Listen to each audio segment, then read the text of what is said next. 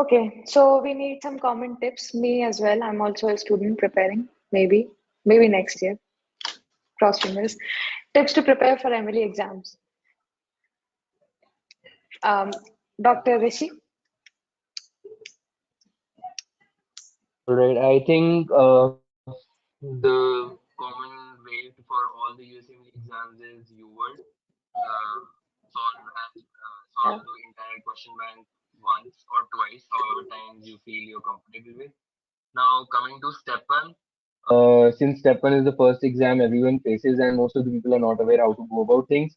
So, whoever wants to like start for step one, I feel that having first aid with a video source, video can be ideally most people prefer boards and beyond these days because it runs in tandem with your first aid pages.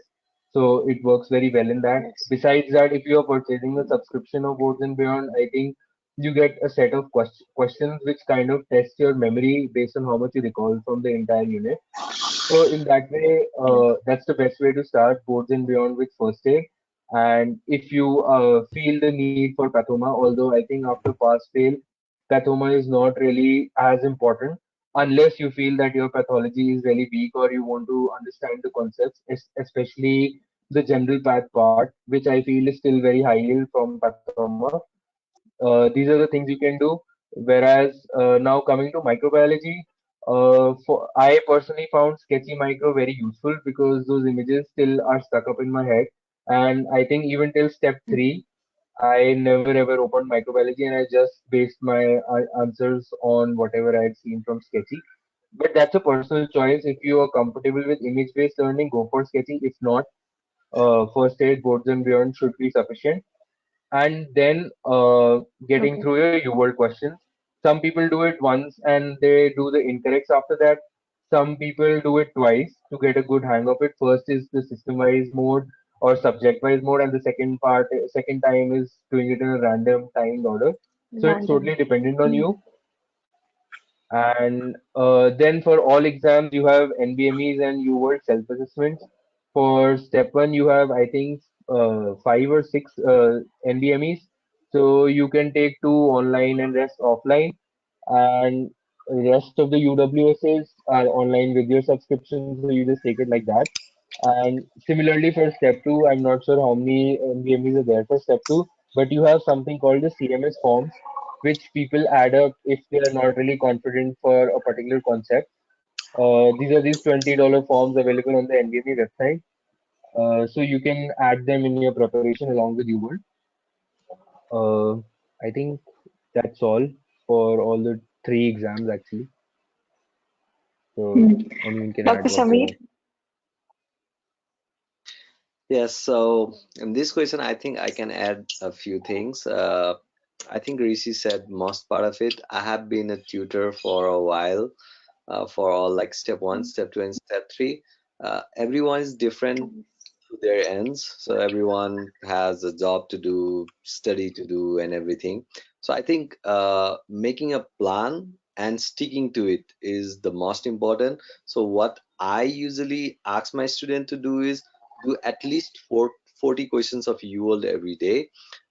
So once you are done with the UWorld and the mistakes and all those flat questions of UWorld, it might be better to go for another Q bank, which is equally good. So, for example, Amboss these days, people find it Albums. Hmm. pretty good.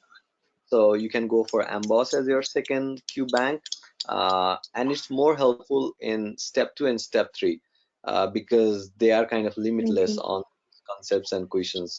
So that's what I feel. Yes. Uh, Pathoma, I found it much good because my basics was not too great. So I would advise Pathoma to everyone who has weak basics. Boards and Beyond, just like he said, Hmm. it's amazing. I loved Boards and Beyond. I even reviewed it for my step two. And all these USMLE steps, I think they should be taken in an order. So don't make a big gap because Yeah. if you like forgetting all these things, it will be very difficult. So Hmm. especially for step three, because step three would test everything from step one and step two. So it's very hard when you go for the step three. So try to organize on those manner. And I always tell my students to think about like 2 or 3 years from now. So how, in which year are you going to apply, when are you going to take your step one, so after how many months of step Yeah. one are you going to take your step two, and what about step three. So plan accordingly.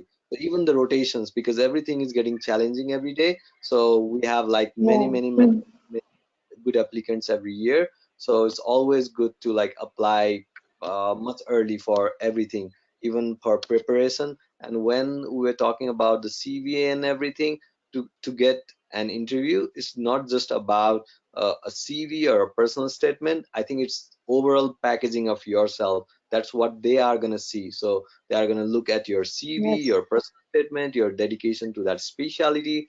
So everything inside of your CV, your scores, your year of graduation, so everything.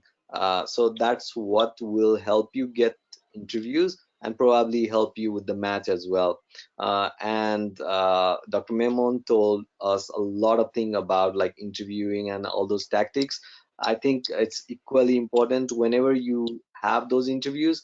The rest thing is like how you present yourself on that interview day, because on that day, after that day, it doesn't matter like what score you had or what kind of CV you had, it won't matter. So it just matters on how well are you prepared for that day.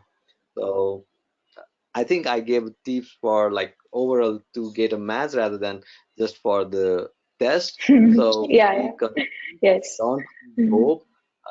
I myself, I got 7 interviews. Like previous year, I didn't match.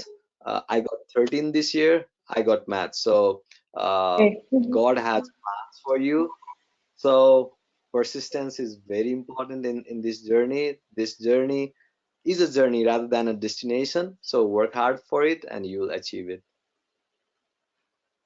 Thank you very much for your input.